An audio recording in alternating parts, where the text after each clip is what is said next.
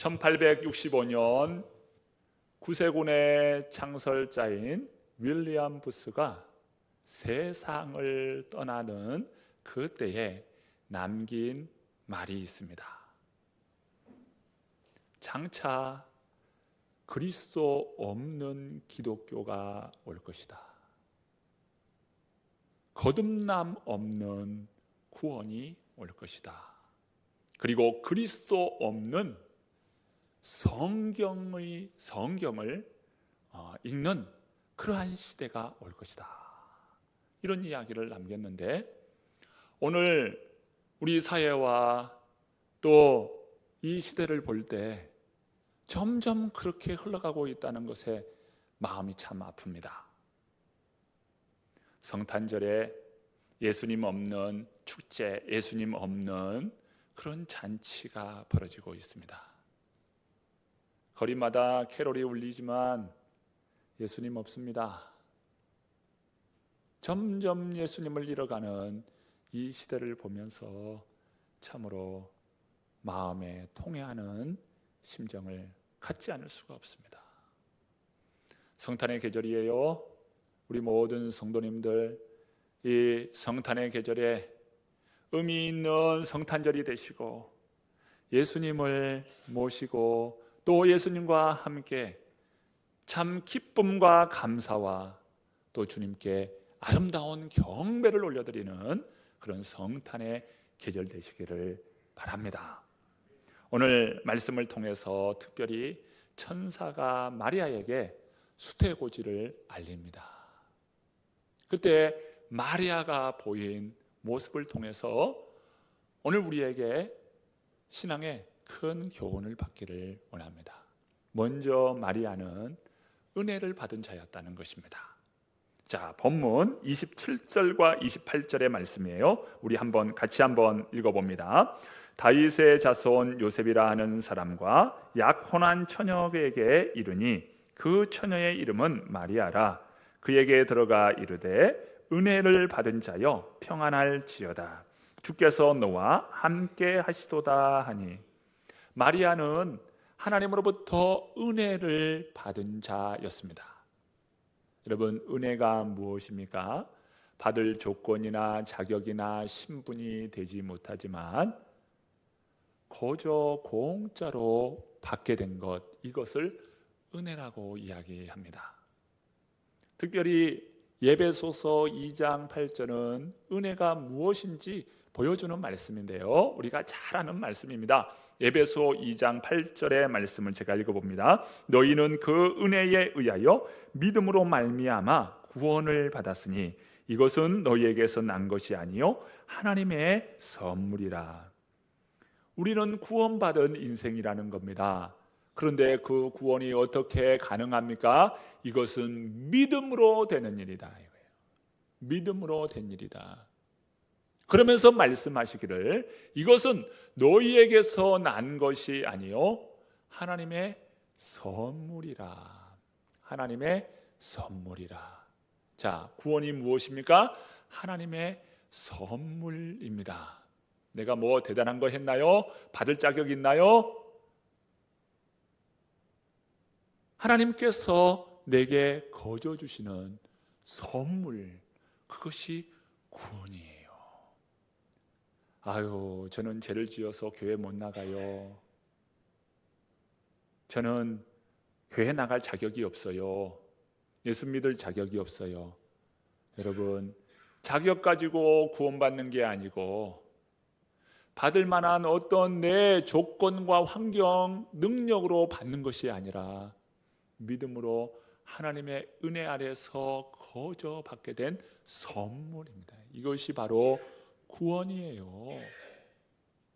그러면서 에베소서 2장 4절의 말씀은 다음과 같이 말씀합니다. 긍휼이 풍성하신 하나님이 우리를 사랑하신 그 큰 사랑을 인하여. 긍휼이 풍성하신 하나님, 우리를 불쌍히 여겨주신 그 하나님, 그 하나님께서 그 크신 사랑으로 예수 그리스도를 보내주시고 그 예수 그리스도를 통하여 우리에게 구원의 은혜를 베풀어 주시는데, 그 예수 그리스도가 십자가를 지심으로 우리의 죄값을 다 치르시고 누구든지 그 예수 그리스도를 믿고 그 이름을 부르는 자에게 구원을 주셨으니 이것이 바로 은혜 아니고 무엇이겠습니까? 여러분, 구원은 하나님께서 주신 은혜예요. 은혜로 누리는 것입니다. 마리아에게 이야기합니다. 은혜를 받은 자여, 은혜를 받은 자여. 예수 그리스도가 너의 몸을 통해서 나실 것이다 할 때에 마리아는 은혜를 받을 자격이 있나요? 없어요. 자격과 자신의 그 능력을 보면 마리아는 그런 조건의 사람이 아닙니다. 마리아는 그저 시골 동네의 한 여자입니다. 그리고 약혼을 했는데 그 약혼자도 목수요. 평범한 시골 동네 여인, 여자입니다. 뭐 대단한 건가요? 아니요. 은혜는 받을 자격이 있어서 받는 것이 아니라 하나님께서 선물로 주시는 거예요. 그의 몸을 통하여서 이 땅을 구원할 예수 그리스도를 모시게 된 겁니다. 이것이 뭐예요? 은혜를 입은 거예요. 우리도 마찬가지죠. 우리도 은혜로 말미암아 예수 그리스도를 모시고 다 구원의 백성이 된 겁니다. 이게 바로 은혜를 입은 자입니다. 마리아만 예수님을 모신 것이 아니고 우리도 다 예수님을 모시고 은혜 아래에서 구원받은 사람이에요. 마리아가 대단한 사람인가요? 천주교에서 보면 마리아는 대단한 인물로 여깁니다. 그러면서 마리아를 향하여 기도하는 기도문이 있습니다. 이런 기도문이에요. 거룩하신 마리아여, 하나님의 어머니시여, 이제 우리 위에 기도해 주시오며 또한 우리가 죽는 순간에도 기도하여 주옵소서. 여러분, 이 기도문을 어떻게 생각하십니까? 이 기도문은 성경에 바른 기도가 아니에요. 성경적 기도가 아닙니다. 마리아나 저와 여러분이나 다 하나 하나님의 은혜로 말미암아 구원 얻어야 할 존재들이에요. 마리아도 은혜를 입고 구원받아야 할 존재고 저나 여러분이나 다 주의 은혜 받고 구원받아야 할 영혼입니다.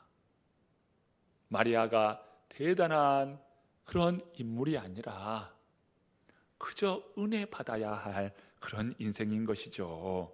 마리아만이 아니라 우리 모두도 하나님의 놀라운 구원으로 하나님의 자녀됨, 그런 은혜를 누려야 할 인생입니다. 그러므로 이 성탄의 계절에 우리가 감사하고 찬양할 것은 오직 우리 주 예수 그리스도이심을 믿습니다. 자, 마리아는 은혜를 입은 자입니다. 그리고 마리아는 능력으로 덮임을 받은 그런 은혜를 받게 되었어요. 자, 본문 34절과 35절 말씀입니다. 자, 함께 읽어봅니다. 마리아가 천사에게 말하되 나는 남자를 알지 못하니 어찌 이 일이 있으리이까?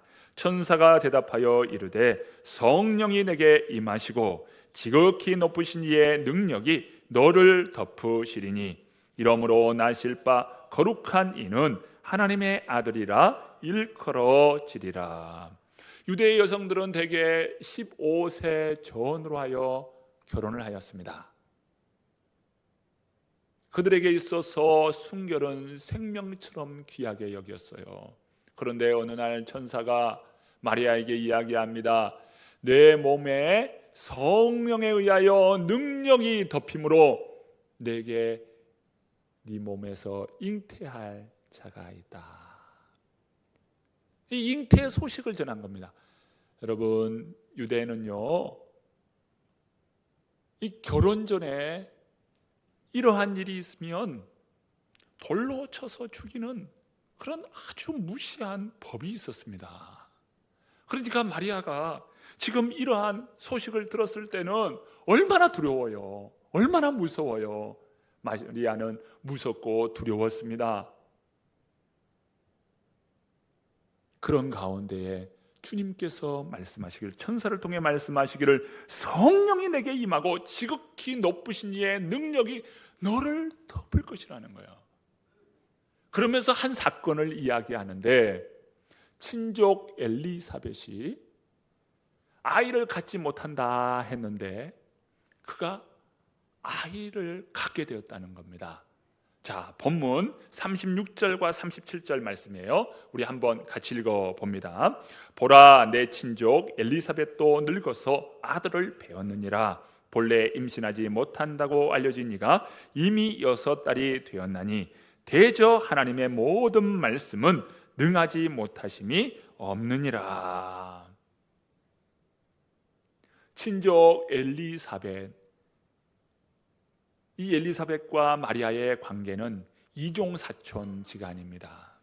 그러니까 이 엄마와 이 자매 간의 사람이에요.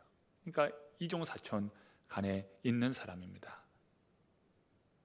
그런데 그가 잉태하게 되었다는 거예요. 본래 나이가 많아 늙어서 잉태하지 못하던 그러한 여인이 잉태하게 되었다는 겁니다. 저는 얼마 전에 이 돌 예배에 갔다 왔어요. 그런데 그 가정은 이렇게 계속 아이를 갖지 못하는 그런 가정이었습니다. 그런데 그 가정의 어머니인 권사님이 저희 교회에 오시게 되었어요. 그래서 그 권사님 통해서 그 딸 가정을 알게 된 겁니다. 그런데 그 딸아이가 계속 아이를 갖고자 하는데 아이가 문제가 자꾸 생긴다는 거예요. 제가 그 딸을 배웠을 때는 3번째 유산이 되어서 참 얼굴 표정이 굉장히 어두워 보였습니다. 그 소식을 듣고 이제 새벽에 이렇게 기도하는데 막 기도가 돼요. 그래서 하나님 앞에 기도하는 시간을 가졌습니다. 그런데 이런 비전을 주셔요. 제가 권사님께 이야기했습니다. 권사님, 이렇게 기도하십시오. 내년 이맘때는 아이를 내가 품에 안고 있다라고 하는 그림을 그리면서 기도하십시오. 내년 이맘때는 아이를 내가 안고 있다. 이 그림을 그리십시오. 그러면서 기도하십시오. 제가 그렇게 하나님의 감동에 의해서 그 권사님께 제가 감동받은 대로 말씀드립니다 하면서 전해드렸어요. 그 다음에 5월이 됐는데 임신했다는 거예요. 얼마나 참 두렵습니까? 유산을 몇 번이고 했는데.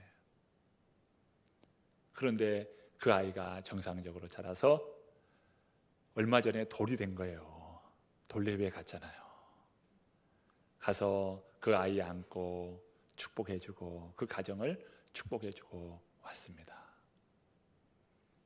다른 사람은 몰라도 저에게는 그 아이를 볼 때 하나님께서 기도 가운데에 생명을 주신 그런 귀한 아이구나, 이렇게 제 안에는 그런 마음이 있어요.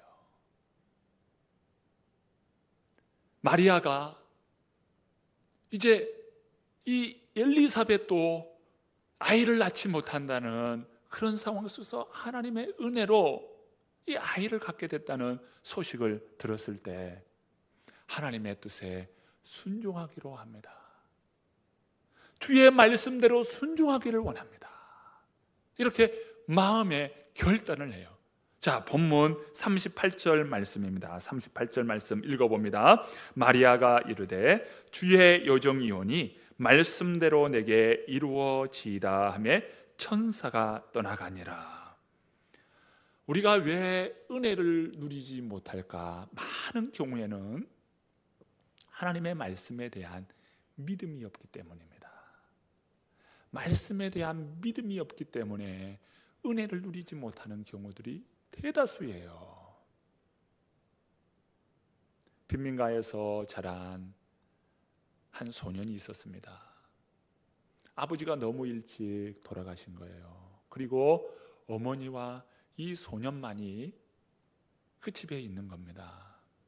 아주 어렵게 이 참 청소년기를 보낸 그런 아이였습니다. 그런데 이 엄마는 매일 잠을 자기 전이면 이 아이를 위해서 기도해 주시는 거예요. 하나님 아버지, 우리 귀한 아들이 나라와 민족을 위해서 귀하게 쓰임받는 그런 인물 되게 해주세요. 하나님 앞에 축복하면서 매일같이 기도합니다. 이 소년은 한참 잠을 자다가 깨어나면 이 소년도 기도해요. 하나님 아버지, 우리 어머니의 기도처럼 그 기도가 응답되기를 원해요. 하나님 앞에 이 소년도 기도했습니다. 이 소년이 성장해서 취직을 하는데 사진 그 관에 들어가서 취직을 했습니다. 그래서 사진 기술을 배우게 된 거예요. 그리고 얼마 후에는 독립해서 조그만한 사진관을 차렸습니다. 그런데 이 사람이 이제 성장했죠. 성장한 이 사람이 이 휴대용 카메라와 필름을 이렇게 만들었어요. 휴대용 카메라와 필름을 만들었는데 이것이 팔리려나 했는데 그게 팔리기 시작한 거예요. 그래서 국내에 많은 사람들이 그 카메라와 필름을 사게 됩니다. 그러면서 이것이 수출까지 되는 거예요. 그러면서 공장까지 차리게 되고 막대한 참 재산을 가지는 그런 회사의 회장이 됩니다. 그 회사가 이스트만 코닥이라고 하는 회사예요. 여러분 코닥 필름 아시죠?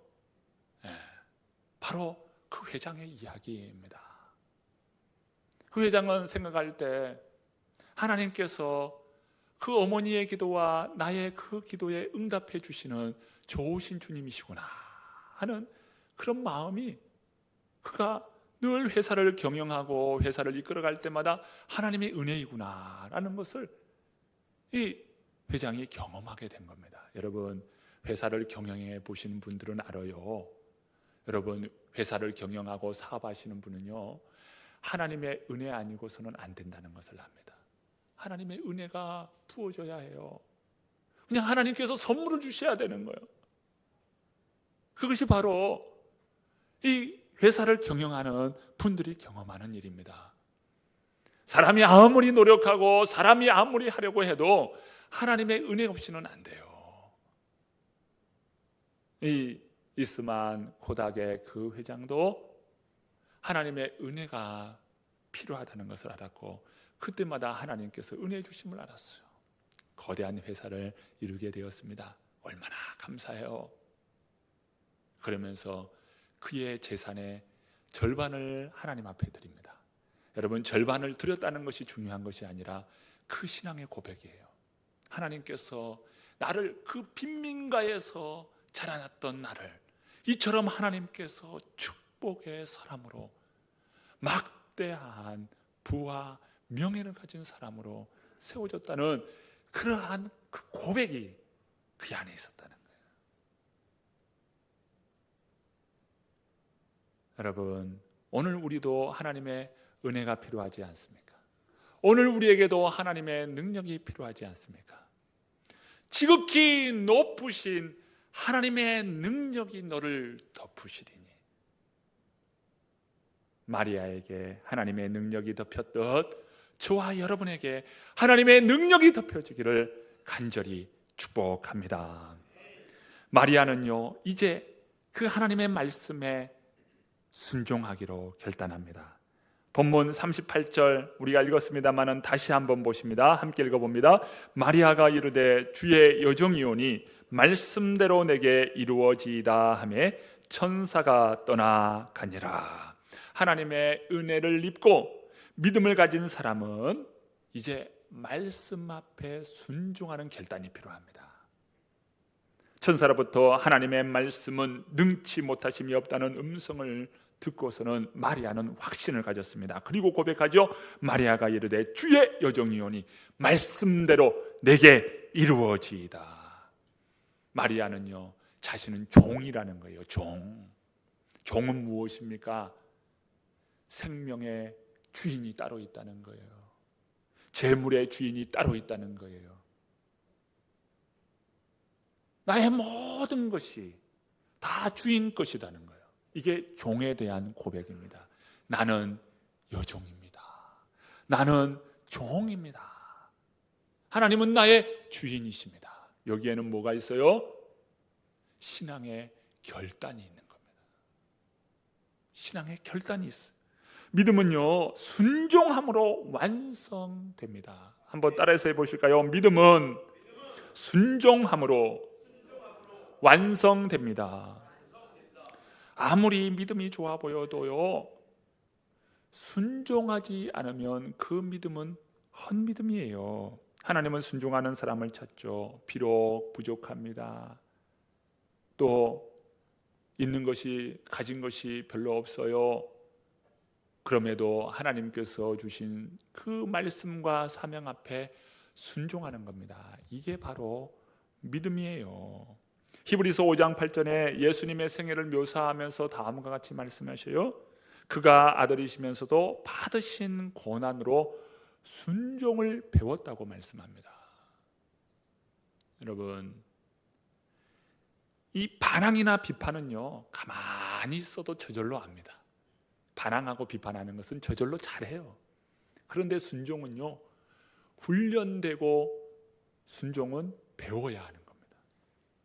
그래서 자녀들에게 순종을 가르쳐요. 순종하는 법을 가르칩니다. 야, 이것은 위험해. 이렇게 해야 돼.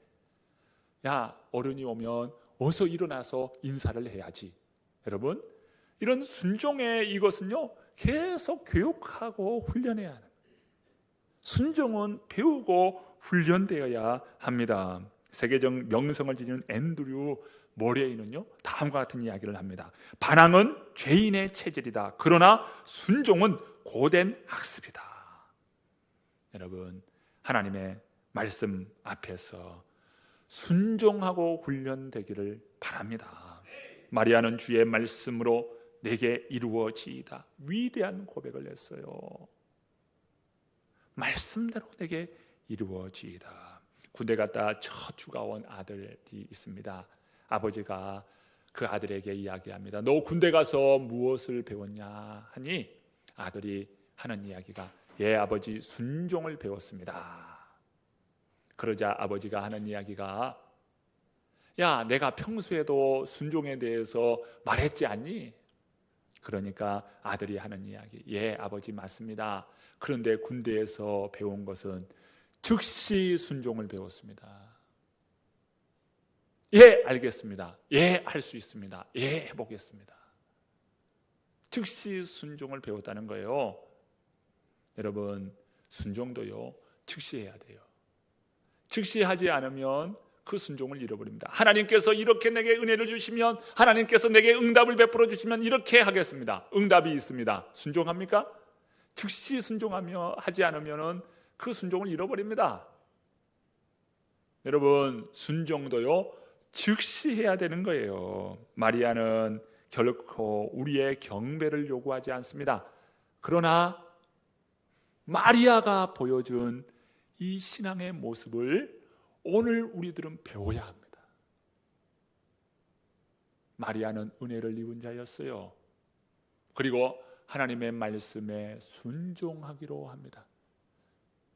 하나님의 말씀 앞에 믿음의 결단을 해요. 여러분, 이 마리아가 보여준 이 신앙의 모습을 오늘 우리도 배워야 합니다. 마리아를 통해서 예수님을 잉태하고 그는 많은 명성과 구원의 은혜를 얻게 되었습니다. 오늘 우리도 예수님을 믿고 예수님을 받아들임으로 구원의 은혜가 임하고 놀라운 은혜의 삶으로 우리의 삶을 새롭게 우리 하나님께서 이끌어 주실 겁니다. 여러분, 마음을 열고 마리아가 결단하고 순종했던 것처럼 우리도 예수를 잘 믿기로 결단하고 순종하는 저와 여러분 되기를 간절히 축원합니다.